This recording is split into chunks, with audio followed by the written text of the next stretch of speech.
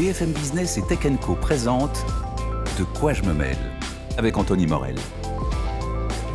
Bonjour à tous, ravi de vous retrouver. Bienvenue dans De quoi je me mêle, votre rendez-vous tech incontournable du week-end à consommer à toutes les sauces, en vidéo, en audio, en podcast, sur YouTube, sur Tech & Co, sur BFM Business, absolument partout, sans modération évidemment. On est ravis de vous retrouver pour décrypter l'actualité tech de la semaine. Alors vous l'aurez remarqué, c'est pas François Sorel cette semaine, c'est pas sa voix qui a mué, vous inquiétez pas, non.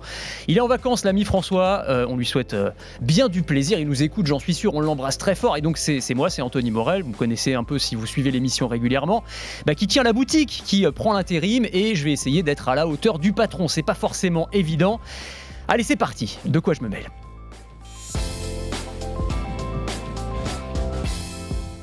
Vous inquiétez pas, on va pas bousculer vos habitudes, ça va être comme à chaque fois deux parties. Tout à l'heure, restez bien avec nous, on sera avec l'ami Lionel Costa du Labo Fnac qui viendra nous faire un point et un classement très précis des meilleurs smartphones pour la photo. Critère extrêmement important, comme chacun sait. Mon petit doigt me dit que ça va se jouer entre les Pixel 8, les derniers iPhones, peut-être le Galaxy S24, mais il y aura peut-être des outsiders aussi. Il y a peut-être des marques un petit peu inattendues, on en discutera tout à l'heure. En attendant, évidemment, notre première partie, comme à chaque fois, le club de la presse IT, avec cette semaine, autour de la table, Mélinda Davansoulas. Salut Mélinda. Salut Anto, salut JB. Journaliste maison, évidemment, journaliste Tech & Co, présentatrice de multijoueurs aussi, évidemment. Beaucoup de choses, beaucoup de sujets à aborder avec vous deux, avec JB aussi. Jean-Baptiste Nicolet, salut JB. JB, The Eye Collection, chaîne YouTube évidemment, presque 1 million d'abonnés aujourd'hui quand même. Ouais, ça arrive. Costaud, ouais. Tu vas avoir la petite... truc doré là qui est c'est quoi, c'est doré quand c'est 1 million doré, ouais. Pas mal. Sympa. T'es pas loin là. Ouais. Non, enfin ça dépend. Tu voudras bien venir nous voir encore après ou c'est ça, 1 million normalement, après t'as un melon, c'est plus possible. Après il voudra plus de nous. On fera ça tous les deux. On fera ça tous les deux, écoute, avec François quand qui viendra à même. ma place. C'est ça. Donc spécialisé notamment test produits Apple, beaucoup de voitures électriques aussi, j'ai vu que tu faisais ça. Alors je suis très content de vous avoir parce qu'on va un petit peu parler d'Apple, c'était pas prévu comme ça, mais il y a de l'actualité Apple, pas que d'Apple, parce que sinon après on se fait enguirlander sur internet, et les gens disent ouais, ils parlent que d'Apple, on en a marre. Non, il y a plein de sujets à aborder, on va parler d'une IA incroyable, vous avez vu ça, d'OpenAI là, qui est capable de reproduire, cloner n'importe quelle voix avec un échantillon de 15 secondes, Voice Engine absolument dingue. Amazon qui abandonne ses magasins autonomes pour une raison un peu étonnante, on en parlera aussi. TikTok qui veut nous rendre intelligents, alors ça c'est une première. Un peu étonnant aussi, on vous expliquera pourquoi. On parlera peut-être de l'anniversaire de Gmail si on a le temps aussi. Mais avant ça, quand même, pas mal d'actu autour d'Apple. Alors, c'est tombé cette nuit, on enregistre jeudi matin. Des rumeurs. Apple, qui, selon Bloomberg, qui est souvent assez bien informé, Mark Gurman, dont on parle souvent dans cette émission, qui nous dit qu'Apple est en train de travailler sur un nouveau produit. C'est pas tous les jours, évidemment. Ils ont abandonné leur voiture, le fameux projet Titan, et là, ils travailleraient sur des robots domestiques. Est-ce qu'on va voir des robots Apple débarquer dans nos maisons, Mélinda ? Alors, iRobot, c'est déjà pris comme nom, faudrait leur dire. C'est l'aspirateur. C'est mort, c'est les aspirateurs. Est-ce qu'on va les voir débarquer ? Alors, l'information qui était drôle, on sait qu'Apple a besoin d'un produit un peu waouh qui sorte. Alors, la voiture, ça aurait été parfait. Est-ce que ce sera le robot ? Moi, je suis un peu sceptique. Tu n'y crois pas du tout, on va dire les choses. J'y crois pas du tout. Je n'y crois pas tel que c'est raconté et tel que les gens commencent déjà à le fantasmer avec des robots à la Amazon Astro là, qui vous suivraient partout. Alors, qu'est-ce qu'il raconte Bloomberg ? Mark Gurman dit Apple a travaillé sur 2 idées en robotique pour la maison. Ça, c'est important, c'est pour la maison, parce qu'on sait qu'Apple est très tenté de s'implanter vraiment dans la maison. Ils y vont quand même à balle depuis des années. Un robot qui serait un robot un peu suiveur, donc à la façon de ce petit robot chien, souvenez-vous, Astro, qui vous suit, qui peut transporter des choses, qui peut surveiller la maison aussi. Qui n'est pas disponible en France, qu'aux États-Unis. Non, qu'aux États-Unis encore, qui coûte une surblinde, qui a 1500, 1600 $. Ils auraient travaillé là-dessus, et ils auraient travaillé sur autre chose qui me semble dans l'idée un peu plus crédible, qui serait en gros un écran, iPad au hasard, au bout d'un bras articulé. Ouais.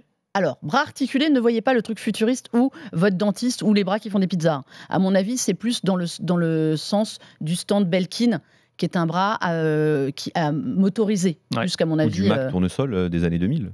Ah oui, c'est vrai, je l'avais oublié. C'était quoi le Mac tournesol ? Vas-y, alors rappelle-moi. C'était une demi-sphère qui était posée avec un bras. Avec un bras. Et l'écran qui était dessus et qu'on pouvait incliner. Voilà, mais là, tu le faisais à la main. Mais dans l'idée, à mon avis, ce serait plus ça. C'est-à-dire qu'on aurait un bras articulé avec un écran qui serait capable de te suivre. Mais ça existe déjà aussi sur le Amazon, je ne sais plus lequel, là, qui se tournait et qui arrivait à tourner. Un Echo... Ah oui, je me souviens. Echo Show. Echo Show, je ne sais quoi, Echo Show 10, je ne sais pas quoi. Pour moi, c'est plus ça qu'un délire de bras. Ce sont 2 pistes qui auraient été abordées, envisagées, sur lesquelles tu aurais commencé à travailler, mais qui seraient, comme dit Mark Gurman, en phase 1. En gros, réflexion. Ce serait arrêté là, il ne serait pas allé plus loin. Ça, c'est un peu le truc.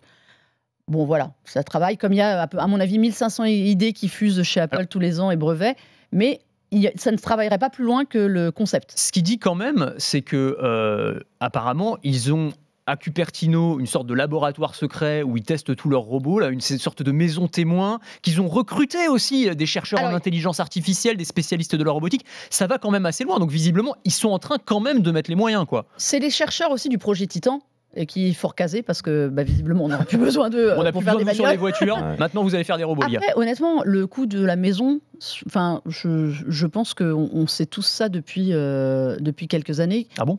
Depuis qu'ils ont HomeKit en fait. Donc depuis qu'ils ont HomeKit, il faut un endroit. Moi j'avais vu dans des bureaux à eux en Europe où ils essayaient d'installer des choses pour tester HomeKit au début. Donc HomeKit, pour ceux qui ne sauraient pas, c'est le système de développement pour créer tout ce qui est en lien avec la domotique. Donc qu'ils aient un espace à l'Apple Park avec des choses pour bosser sur de la domotique et voir comment leur système HomeKit, moi, ça me paraît pas délirant, en fait.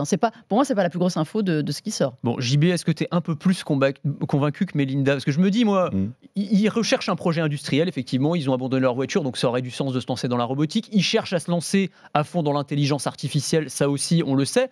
Ça coche quand même pas mal de cases, le fait de bosser sur des robots. Ouais, mais après, quand on voit qu'Amazon fait la même chose depuis des années et que finalement, ça prend pas du tout aux États-Unis, parce que finalement, leur petit robot Astro, on n'en voit nulle part. On en entend non, mais parler, c'est cute, c'est mignon. Mais... mais bon, ça sert pas à grand-chose parce que voilà, ça nous suit, mais c'est vraiment comme si on avait son téléphone ou sa tablette sur un petit robot qui nous suit, donc ça sert vraiment pas à grand-chose. C'est pas du tout comme ce que Tesla peut faire avec ses fameux robots à eux. Là, c'est totalement l'inverse. Les Optimus. Voilà, les Optimus, ça a un sens, entre guillemets. Et là, pour le coup, nous suivre chez nous et nous donner la météo avec un petit robot qui est sur roulette. Ouais, c'est intéressant ce que tu dis parce que moi, ça m'a fait penser quand j'ai lu la description dans l'article, donc le petit robot qui te suit partout, à Bali, tu sais, le petit truc qui a été présenté par Samsung au CES, là, le petit robot Bal qui te projette un écran, qui peut jouer avec ton animal de compagnie. Mais c'est vrai qu'il y a un côté un peu plus gadget, là où les robots façon Tesla, tu as l'impression que c'est un vrai majordome humanoïde qui va pouvoir faire toutes les tâches à ta place, quoi. Et je pense qu'Apple se situe dans un entre-deux, c'est-à-dire que c'est pas Tesla avec ce côté un peu futuriste, la vision futuriste du robot qui fait un peu flipper. La version un peu ultra gadget avec des bonnes idées de Bali ou de Astro. Enfin, Apple, il faut toujours que ce soit fonctionnel pour le grand public. Là, on ne parle pas forcément de choses qui sont fonctionnelles pour le grand public. C'est pour ça que la robotique, à mon avis, telle qu'ils doivent travailler dessus, doit avoir un côté pratique. La maison, c'est une évidence qu'ils travaillent dessus et que ce sera pour ça.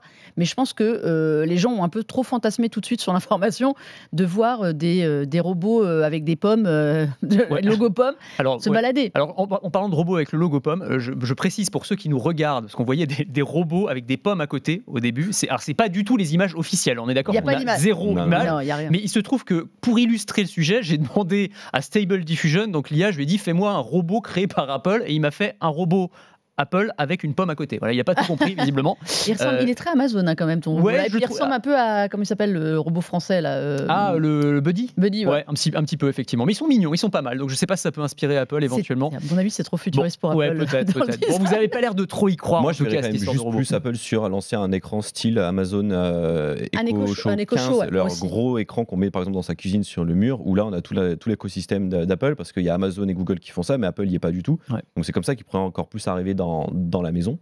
Aujourd'hui, à part sa télévision via l'Apple TV et encore. Je crois plus à la rumeur qui circule depuis longtemps d'un espèce de HomePod mini avec un écran. Oui. Ça pour moi. Et dans ces cas-là, cet écran qui serait en effet motorisé pour te suivre partout, permettre les appels FaceTime et verrouiller et sécuriser. Je crois plus à ça. Enfin, cette version robotique, pratique, dans l'esprit d'Apple, me semble plus cohérente que d'imaginer. Il y a des grosses rumeurs pour dire que ça sortirait peut-être l'année prochaine. Ça fait des années qu'on entend cette histoire de. Mais moi, je crois plus à ça en tout cas. Puisqu'on parle de rumeurs, bon là, apparemment, Mark Gurman nous a un peu survendu son truc à vous écouter. On verra s'il a raison ou pas. Mais en tout cas, c'est intéressant parce que il y a en ce moment même un procès aux États-Unis, Apple qui fait la chasse aux taupes justement. Mark Gurman. Alors, on ne sait pas comment il est informé. Lui, je pense que pour le coup, c'est un vrai insider. Il a un accès privilégié à Apple. Moi, je pense que c'est Tim Cook qui lui file les infos. Mais peut-être que Mark Gurman est Tim Cook. Je ne sais pas. C'est peut-être Tim Cook qui écrit les articles et qui les envoie. On les a déjà vus dans la même pièce. Voilà, c'est ça, bonne question. Non, mais alors lui, je pense qu'effectivement, il a les infos directement et ça pose pas de problème à Apple, sinon il se serait déjà fait striker depuis longtemps. Mais en revanche, ce qui pose problème à Apple, c'est ce qu'on appelle les leakers, ceux qui font fuiter les informations. Et là, Apple envoie un signal assez fort puisqu'il y a un procès aux États-Unis, un ancien ingénieur d'Apple, qui est accusé d'avoir fait fuiter un certain nombre d'informations, notamment sur le Vision Pro. C'est Andrew Ode, c'est ça, JB ? Exactement, c'est un ancien ingénieur d'Apple qui était là depuis très longtemps chez Apple, qui était dans l'optimisation des batteries, donc il travaillait sur beaucoup de produits. Et il a été un peu pris la main dans le sac à envoyer des messages à des journalistes du Wall Street Journal et de plein d'autres médias américains. Des milliers de messages. Des milliers de messages, vraiment, pour leur donner des informations sur les produits qui allaient sortir, les applications qui allaient sortir, les mises à jour. Et du coup, tout simplement, Apple cherche vraiment à savoir qui donne ces fuites aux médias pour que ça s'arrête. Parce qu'Apple, on sait, c'est l'entreprise un peu la plus secrète du monde. Et ils détestent ça. Ouais. D'un côté, ça leur fait de la pub gratuite, mais de l'autre, ça casse tout le mythe d'Apple qui est la sécurité. Ouais. Donc voilà, ils ont trouvé qui est l'auteur de ces fuites, Andrew Ode, et il y a un procès qui est en cours actuellement sur... Ils l'ont poursuivi jusqu'aux toilettes quand même pour récupérer. Alors c'est ça. Je trouve ça génial. Oui, mais le mec envoie ça de son iPhone Pro. Ouais. À un moment, il faut quand même avoir 2 secondes d'intelligence. Tu fais pas ça depuis ton iPhone Pro. Il nie en bloc. Tu dis les toilettes, c'est parce que l'histoire, c'est qu'en gros, il a été confronté par la direction. Il a dit non, j'ai rien fait. Et il est allé aux toilettes pour effacer tous les messages. Il s'est fait choper comme ça. À mon avis, c'était sur le cloud. Ça devait être sur iCloud. Probablement. Non, mais on rigole, mais les problèmes de fuite, ça fait quand même des années. Notamment aux toilettes. C'est vrai que c'est le lieu. Ça fait des années qu'ils sont confrontés à ce problème-là. On a déjà entendu que Tim Cook avait, je ne sais pas si vous vous souvenez, il y a des années, avait envoyé un mail pour engueuler tous les salariés, pour leur dire que c'était pas possible, que s'ils chopaient des gens à balancer des infos, ça irait très mal. Il avait fait même une vidéo, à un moment envoyée à tous les salariés quand il y avait beaucoup de fuites sur les iPhones.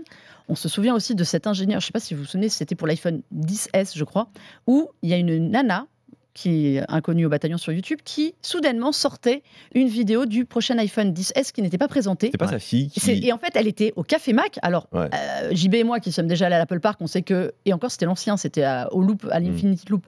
Personne ne peut rentrer et tu ne peux encore moins filmer. Et là, la gamine filmait l'iPhone 10S tranquille. Et c'était qui ? La fille d'un des ingénieurs. Alors, ça, c'est souvent comme ça. Ouais. Lui s'en foutait, il se barrait. Ouais. Mais... la nana avait fait des millions de vues, sauf qu'il s'est quand même pris une petite rouste et une petite allemande. Ça te grille dans le secteur aussi. Et puis surtout, tu te grilles, quoi. Enfin, je comprends pas ça. Et là, le mec, des milliers de messages à je ne sais combien de journalistes. Ouais, mais c'est ça qui est intéressant, je trouve. C'est dingue, quoi. Mais en fait, ce qui est intéressant, c'est de voir la motivation du gars, parce que, en fait, alors c'est aussi ça, les leakers, qu'est-ce qu'ils y gagnent, entre guillemets, parce qu'il n'y a pas d'argent, il n'y a pas de transactions financières avec les journalistes, évidemment. Mais là, normalement, les journalistes ne vont pas payer les leakers, quand même. En France, c'est illégal, tu peux pas faire ça. En France, tu peux pas. Mais enfin, dans les pays anglo-saxons, sont assez... Non, mais là, en tout cas, de ce qui est sorti, c'est parce qu'on a eu en fait un certain nombre de ces échanges de mails, et en fait, le mec, il trouvait une certaine satisfaction personnelle. Il voulait en fait casser Apple. Oui, il s'en est vanté. Il envoyait un message je sais plus, c'est un gars ou une fille du Wall Street Journal. Donc le gars du Wall Street Journal lui dit l'article va sortir à telle heure. Il dit génial. C'est encore plus tôt. Ils se relèveront, ils auront directement l'information. Ils vont être pris de court. J'ai hâte de voir comment ça va mettre la panique au sein de la direction. Donc le gars en fait se réjouissait de ça en fait. J'ai du mal à comprendre cette démarche en fait. Le mec a tout intérêt à la jouer discrète. Ouais. Après, à en tirer une certaine fierté personnelle, ça c'est une évidence. Ça, je pense que pour son ego, c'était hyper sympa d'être celui qui filait les infos. Mais en fait, quand on en est à se barrer de la boîte, je veux bien croire que, allez, hop, c'est un peu au revoir président, je balance tout. Mais quand on y travaille et qu'en plus on se vante de ça, donc on multiplie les chances de se faire toper. Il filait aussi, je crois, des infos à des youtubeurs, enfin à des streamers, des influenceurs.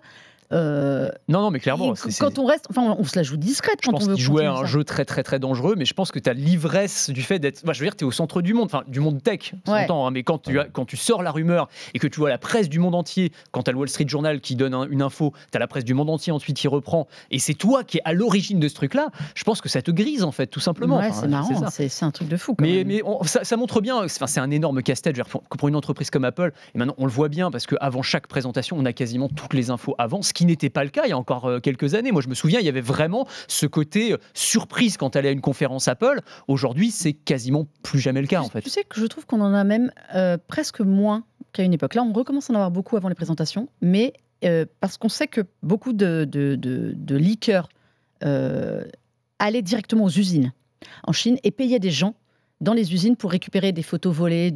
Donc, il y a une époque où on avait beaucoup plus. Depuis le Covid, en fait, depuis le confinement, il y a eu toute une phase où on avait beaucoup moins d'infos parce que les mecs n'arrivaient plus à accéder aux usines, à accéder aux gens qui y travaillaient, à les payer, à filer des pots de vin pour avoir des infos. On sait que beaucoup de youtubeurs, je parle pas pour toi, JB, j'espère. on fait leur bise grâce à ces infos. Ouais. On a quand même un petit peu moins d'infos. Mais il est vrai qu'on a toujours je ne sais pas si c'est lié ou pas, mais le casque Apple finalement s'appelle Vision Pro. Tout le monde disait que ça s'appellerait Reality Pro. Ouais. Et je crois que c'est Tim Cook qui a changé le nom au dernier moment. Parce que justement, il voulait prendre de court tous les gens qui avaient pu donner les rumeurs de Reality Pro. Moi, je pense que le mec, là, s'est fait gauler aussi parce que ils l'ont pisté apparemment pendant un certain temps et qu'ils ont dû réussir à lui glisser des fausses infos. C'est ça. Mais ils font ça aussi parfois. La technique Steve Jobs. Non, mais Steve Jobs faisait ça. Mais il y a beaucoup de marques. Moi, j'ai discuté avec d'autres fabricants de smartphones qui s'amusent dans leur communication. En gros, il y a un secret de polichinelle dans le milieu. Apple joue pas trop là-dessus, mais qui est que certaines marques, pour se faire un peu de pub en cours de route, balancent des infos ouvertement à la presse, sous couvert de on a appris que la source, c'est directement la marque, soyons clairs. Il y a des marques qui, aujourd'hui, pour contrecarrer ça, s'amusent à balancer des fausses infos pour voir en gros ce qui est repris, ce qui n'est pas repris, et se faire aussi leur buzz sur des choses qui n'arriveront jamais, des nouveautés sur des smartphones qui n'existent pas. Et voilà, j'ai des marques qui m'ont dit, bah ouais, on fait ça, et peut-être que l'année prochaine, on fera ça avec les prix, parce qu'en gros, ça nous fait marrer, et on sait qui prend quoi et qui chope quoi. On va s'arrêter là sur les rumeurs Apple. Bon, je sais que Mélinda est un peu dégoûtée parce que c'était sa source chez Apple, donc maintenant ça va être compliqué. Du coup, je suis un peu à court d'infos. Voilà, si tu m'entends. Il va falloir trouver quelqu'un d'autre. Je vais aller voir Tim. Écoute, prochaine fois que tu passes à Cupertino. On va parler d'intelligence artificielle, sujet sur lequel Apple est un petit peu en retard. On aura l'occasion d'en reparler, évidemment. Alors, il y a un groupe qui n'est pas en retard sur l'IA, c'est OpenAI. OpenAI, il n'y a pas une semaine sans qu'il n'y ait pas des annonces complètement dingues de produits plus fous les uns que les autres. On avait beaucoup parlé de Sora, notamment, l'IA qui génère des vidéos. Et là, ils ont présenté Voice Engine, une IA qui est capable de cloner une voix. C'est ça, à partir d'un échantillon, 15 secondes, on peut cloner n'importe quelle voix, JB, c'est ça ? Ouais. Alors moi, perso, ça me fait un peu peur. C'est vrai ? Je me dis qu'on va où, en fait ? On est qu'au début, mais finalement, on n'est plus maître de ce qu'on va dire, puisqu'on ne sait pas où va être mis ce que l'intelligence artificielle va raconter à notre place, à des faits positifs, négatifs. Enfin, ça fait peur, je trouve. On va faire un petit échantillon. Alors, c'est exactement ça. On va faire une petite démo. Enfin, les démos qui ont été publiées par OpenAI, donc ils en ont publié un certain nombre sur leur site. On va écouter le vocal d'origine de la personne et puis ensuite sa voix qui dit d'autres choses. Donc, le vocal d'origine, c'est celui-ci. Force is a push or pull that can make an object move, stop, or change direction. Imagine you're riding a bike down a hill. First, the push you give off the ground is the force that gets you going. Donc là, on a la voix d'un monsieur qui nous explique comment pédaler sur un vélo, visiblement. Il parle avec un naturel qui est assez déconcertant. Voilà, très très bien. Donc 15 secondes de son, d'accord ? La voix originale, et ensuite on lui demande de raconter autre chose, c'est ça. Some of the most amazing habitats on Earth are found in the rainforest. A rainforest is a place with a lot of precipitation, and it has many kinds of animals, trees, and other plants. Tropical rainforests are usually not too far from the equator and are warm all year. Donc là, pour bien expliquer, la première voix, c'est la personne qui parle, et la deuxième voix, c'est en fait, on a cloné la première voix et on lui a fait dire complètement autre chose. Tu sais ce que je trouve flippant ? J'ai trouvé la deuxième voix beaucoup plus naturelle que la première. Alors après, le truc, c'est que... c'est flippant, parce que sur la première, il a des intonations hyper appuyées, que la deuxième est d'une fluidité déconcertante. C'est vrai. Alors après, on ne sait pas dans quelle mesure OpenAI ne nous trompe pas non plus, parce que en fait, on est obligé un peu de les croire sur parole. Ils ont publié des extraits audio en disant, voilà, ça c'est l'original, ça c'est le clone. T'as pas testé encore ? On peut pas le tester. Mais attends, toi. Je sais, je suis un peu à la bourre. J'ai pas de source en interne chez OpenAI malheureusement, mais alors, c'est intéressant aussi parce que OpenAI a dit en fait, on va restreindre l'accès justement parce que ce que vous disiez. Le problème, c'est qu'on peut faire dire n'importe quoi à n'importe qui, quoi. C'est un peu le. Mais c'est compliqué quand même parce que la voix, c'est vraiment l'élément. On sait qu'on peut truquer une image, je peux prendre des photos de vous, vous animer, faire n'importe quoi. La voix restait jusqu'à présent une espèce de terrain sacré auquel on ne touchait pas. Et c'était hyper dur de reproduire. Enfin voilà, même les meilleurs imitateurs, on arrive toujours à trouver que c'est pas ça. Là, ce que tu nous as fait entendre, je trouve ça flippant. Après, reste à savoir si c'est pas aussi une question de fréquence, de timbre de voix. Est-ce que c'est adapté à toutes les voix ? On verra. Parce que des outils qui recréent des voix, moi j'en ai testé. c'est assez drôle, ça fait un phrasé un peu foireux, mais ça existait déjà. Ouais. Mais pour toutes les voix. Là, sur ce timbre de voix-là, moi je trouve ça flippant. Moi j'avais testé un outil qui s'appelle Eleven Labs qui permettait la même chose, mais il lui fallait des extraits un peu plus longs. Il fallait au moins 1 minute.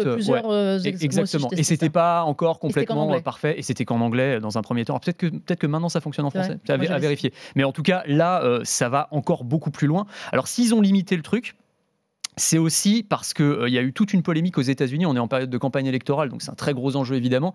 Et il y a eu toute une histoire d'un clone vocal de Joe Biden. Vous avez suivi ça, qui a été créé par son équipe de campagne et qu'on a utilisé pour appeler les électeurs. Donc en gros, les électeurs recevaient un appel de Salut, c'est Joe Biden, votez pour moi. Ils sont au courant que c'est de l'IA. Non, justement, c'est ça le truc. C'est ça qui est dangereux. C'est de la manipulation politique, quoi. Tu vois, c'est vraiment un des. En plus, pour leur dire d'aller voter. Alors c'était pour leur dire de ne pas aller voter à l'élection, à la primaire. Il y avait tout un calcul électoral derrière, quoi. C'est démentiel, quoi.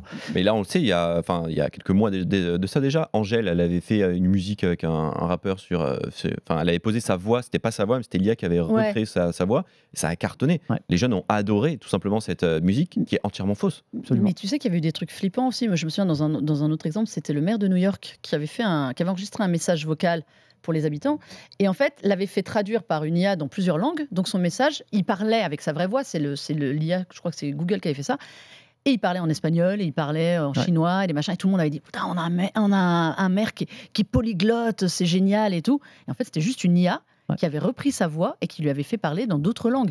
Donc on arrive à des trucs sur l'IA, au niveau de la voix, qui sont hyper flippants. C'est pas pour rien qu'il y a eu le problème des acteurs de doublage aux États-Unis, qui sont montés, qui là ont quand même obtenu un accord disant que maintenant il faut bien, quand on utilise la voix d'un acteur, il faut que ce soit bien spécifié, que c'est recréé à l'IA, il faut l'autorisation, qu'ils sont en train de mettre des garde-fous assez importants. Alors c'est ça qui est intéressant, c'est qu'on voit qu'il y a un certain nombre de professions, notamment dans les métiers artistiques, qui commencent à monter au créneau. Là, tu parlais des acteurs, des doubleurs, il y a aussi les chanteurs, justement. Parce que l'une des dérives potentielles, là, ça va être de pouvoir créer en fait un clone vocal de ton chanteur préféré et lui faire chanter n'importe quoi. Tu parlais d'Angèle, je me souviens d'un duo Drake et The Weeknd qui a été complètement créé de toutes pièces aussi, qui était vraiment fou. C'était génial. Finalement. Exactement, tu vas faire chanter Claude François, à nouveau, pourquoi pas, lui faire faire des nouveaux tubes. Ça a été le délire, tout le monde faisait chanter à Johnny Hallyday les génériques des dessins animés. Très bonne chaîne YouTube, Johnny Hallyday qui chante Pokémon, c'est génial. Voilà, mais on peut faire un jour je serai le meilleur dresseur. C'était génial. Extraordinaire. C'était génial. Mais c'est vrai que la voix, c'est un terrain extrêmement touchy. Parce que c'est un marqueur. C'est un marqueur d'un individu. Et tu vois, dès qu'on donne une voix un peu trop humaine à un robot, ça rend le truc encore plus flippant. Et je pense que là, se dire, ta voix, elle peut être utilisée sans que tu te saches n'importe où, c'est autre chose. On est au-delà de ta photo qui atterrit sur Google et sur d'autres sites, quoi. Et donc là, alors justement, on a vu qu'il y avait, cette semaine aussi, il y a 250 artistes américains. Mais puis donc, il y avait des gros noms. Il y avait Nicki Minaj, Billie Eilish, des gens qui sont montés au créneau parce que ils se disent, attendez... Qui ont écrit une lettre ouverte, en fait, envoyée à tous les géants de la tech, en disant, protégez-nous, en fait. Et qui ont écrit une tribune en se disant, voilà, ok, vous nous protégez, mais surtout, nous, on va perdre la main sur ce qu'on fait. C'est-à-dire la composition, les textes, la musique, déjà, ça, ils savaient. On rigole beaucoup de Suno AI, mais enfin, Suno AI, il faut voir aussi... Quand on entend, on se dit, tiens, j'ai déjà entendu ça quelque part, ça s'est nourri à quelque chose. Et là, ils vont perdre leur voix, en fait. Donc, il commence à y avoir un truc un peu flippant sur le droit d'auteur et la propriété intellectuelle qui touche désormais la voix et plus seulement les compositions. Donc, tu perds un peu de ton âme et de ta personnalité là-dedans. Et donc, quand tu es artiste, je peux comprendre que ça commence à être un peu inquiétant. Est-ce qu'on peut regarder aussi le côté positif de ces technologies ? Parce que le fait de pouvoir créer un clone vocal de quelqu'un, on va pouvoir imaginer, je sais pas moi, de la lecture de livres audio, des gens qui ont perdu leur voix même, qui ont un handicap, on va pouvoir recréer leur voix. Sur YouTube aujourd'hui, on peut traduire ces vidéos dans des langues étrangères et mettre du coup une voix off en anglais, en chinois, en allemand, ce qu'on veut, directement avec sa propre voix. Ouais, mais c'est ça. Donc ça aide quand même pas mal pour toucher un peu le monde entier. Mais tu vois, ça c'est bien. C'est utile parce que tu donnes ton accord. Là, le problème qu'on commence à voir avec l'IA, c'est que l'IA va se nourrir de voix, recréer des voix, sans que les personnes soient au courant. Là, c'est quand toi, tu fais la démarche, et je pense que c'est là où la tribune, elle est intéressante, dans le sens où c'est l'idée du consentement.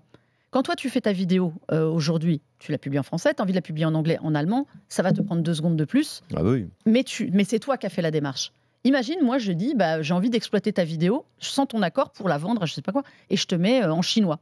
Ouais, c'est ça. Mais je t'ai pas demandé ton avis. Mais ta vidéo, je l'ai trouvée, donc je la mets. C'est ce qui arrive beaucoup sur TikTok, hein, des vidéos qui sont toutes reprises, qui sont postées sans demander l'accord et dont les voix sont modifiées. C'est vrai ça. Mais alors c'est pour ça que justement, alors OpenAI prend des pincettes, dit justement, on va le mettre déjà en mode limité dans un premier temps. On va créer à chaque fois qu'un extrait audio aura été généré par l'IA, un filigrane qui permettra de détecter, en tout cas, que c'est pas un original et que ça a été généré par l'IA. Bon, ils essayent de prendre des pincettes, mais ils sont obligés. Ils sont obligés, mais c'est vrai que c'est extrêmement compliqué. On aura l'occasion d'en reparler une fois qu'on l'aura testé cet outil, parce que c'est vrai que pour l'instant on est un peu obligé de prendre ce qu'ils nous disent et de dire c'est formidable OpenAI, on verra. On va continuer rapidement sur l'intelligence artificielle. Alors je mets des guillemets cette fois-ci à intelligence artificielle, c'est très intéressant là. Amazon, alors on a beaucoup parlé des supermarchés autonomes d'Amazon, c'est la révolution avec des caméras, des capteurs, de l'IA pour gérer tout, et le fait qu'il n'y ait plus ni de caissier ni de caissière, vous arrivez, vous prenez, vous repartez, et c'est l'IA qui gère tout. Ils arrêtent. Et pourquoi ils arrêtent ? Eh bien, ils arrêtent parce qu'en fait, alors, officiellement, leur truc Just Walk Out, qui était vous rentrez, vous prenez tout ce que vous voulez sur les étals et vous barrez. Évidemment, la facture arrive. Il faut quand même payer. Mais trop longtemps après. Mais ça. Trop longtemps après l'arrivée de la facture. Ah non, moi, quand j'ai fait les Amazon Go. Ah, vous l'avez fait tous les deux, ça vous avez testé ? Moi, j'ai testé Amazon Go aux États-Unis. En gros, tu rentres, tu scannes ton appli Amazon, tu as un portique comme dans le métro, tu scannes ton appli, tu as ton sac, tu prenais les produits. Et en gros, il y a des caméras partout pour voir ce que tu prends, si tu le remets ou pas. Et dès que tu le mets dans ton sac, ça te le facturait. Ouais. Et tu ressortais en ayant scanné ton appli. Et c'était bon. Honnêtement, moi, je l'ai fait plusieurs fois, j'ai jamais eu d'erreur. Moi non plus. Jamais eu d'erreur. Mais c'est juste que le ticket arrivait un peu longtemps après. Genre, parce que parfois, on a juste envie d'avoir exactement le montant précis. T'as 10 minutes, t'avais souvent 10 minutes Alors que quand on va chez un caissier normal avec un... C'est parce que l'Indien qui faisait la facture, il mettait trop longtemps. C'est ça, maintenant on sait. Donc c'était l'Amazon Go, Amazon Fresh. Et ce qui se passait, c'est que moi, je regarde ça, je dis, mais c'est super, les caméras. Puis j'ai essayé de triguer le truc. Je remettais, je retirais. Je me dis, attends, ça marche vachement bien, j'ai jamais eu une erreur. Eh bien, on a appris que, justement, il y avait quand même des milliers d'Indiens qui travaillaient à vérifier, en catimini, à vérifier que les caméras ne se trompaient pas. Donc c'était de l'intelligence artificielle avec des humains derrière, en fait. Voilà. Alors, Amazon n'avait jamais caché qu'il y avait des systèmes de vérification. Même en magasin, il y avait quand même 2-3 personnes, on savait, derrière, qui regardaient. Mais on ne pensait pas qu'il y en avait autant. Et surtout, on pensait que c'était de l'ordre de 50 ventes à vérifier sur 1000. Non, en fait, c'était 700 sur 1000. Wow. Ce qui rend le truc un peu moins... Ah bah c'est un peu moins sexy, quoi. Le supermarché autonome, là, il est plus du tout autonome. Il est juste externalisé en Inde, quoi. Alors, c'est juste officiellement, disent qu'ils ferment... Alors, ils arrêtent ce process dans les Amazon Fresh, qui était vraiment le côté primeur. Et qu'aux US, ça continue au UK, par contre. Alors en fait, les Amazon Go continue, le Whole Food, la chaîne qu'ils ont racheté, continue, le Amazon Fresh, donc ils en avaient notamment chez eux, ça ils arrêtent le Just Walk Out, faudra payer normalement, pour 2 raisons. 1, officiellement, ça marchait moyen. 2, je pense que ça leur coûte cher derrière, mais ils essayent de pousser une autre technologie qui, pour nous, à mon avis, va nous rappeler certaines choses dans nos supermarchés, qui est ce qu'ils appellent le Dash Cart.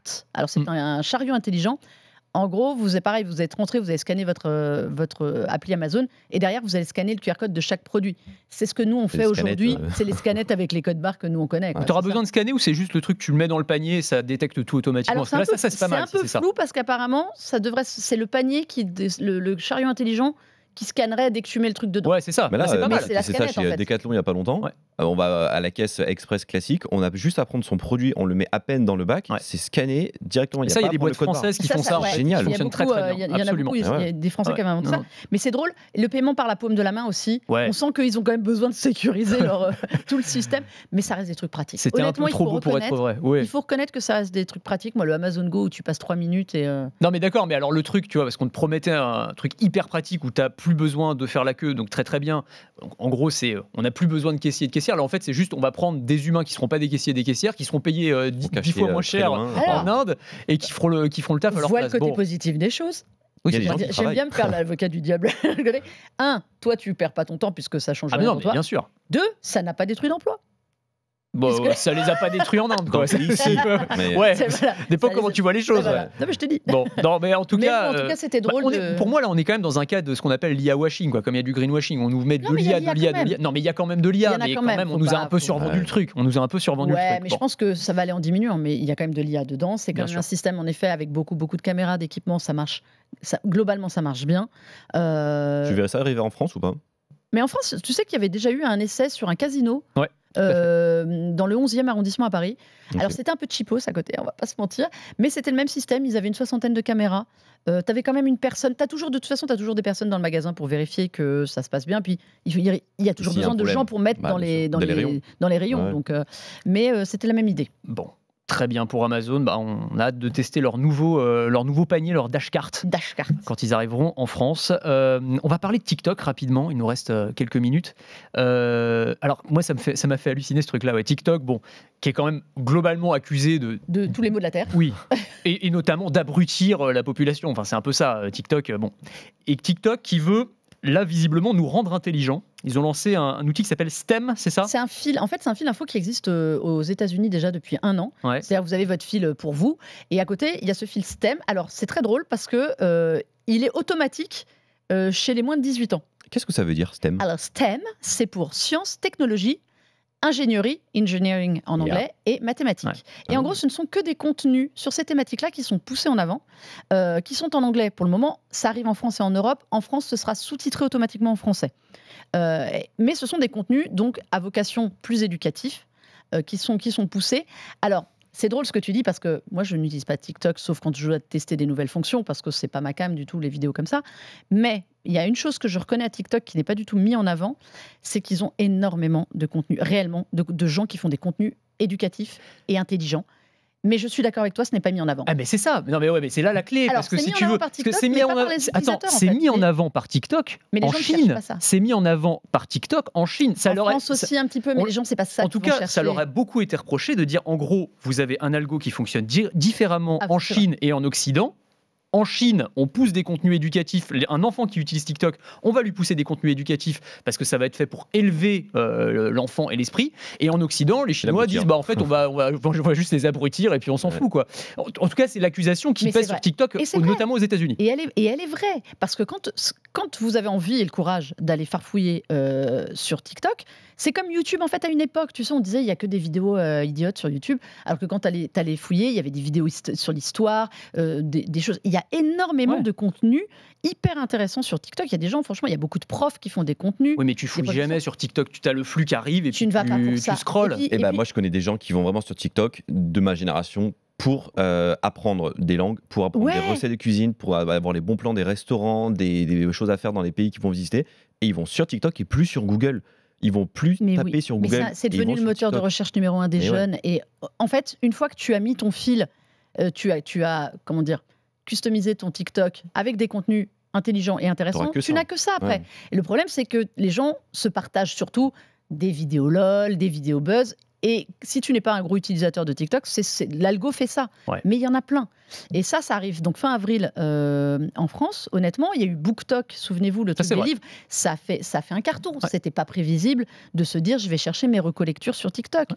Ils ont fait ça après avec des contenus sur l'histoire, sur des choses. Ils essayent de pousser. Il faut au moins leur reconnaître ça. Oui, je pense qu'ils font ça. Je sais pas ce que tu en penses, JB, aussi, pas pour se donner bonne conscience, mais en tout cas pour se donner une bonne image, notamment parce qu'ils ont quand même méga chaud aux fesses, notamment aux États-Unis, où ils risque là d'être banni complètement. C'est-à-dire que là, la loi, il y a des projets législatifs pour interdire TikTok sur l'ensemble du territoire. Donc là, ils doivent se dire, on va quand même proposer des trucs un peu intelligents pour avoir des arguments à mettre en avant, quoi. Mais ce serait bien, mais après, il faut savoir si, comme tu disais que c'était qu'en anglais, sous-titré français.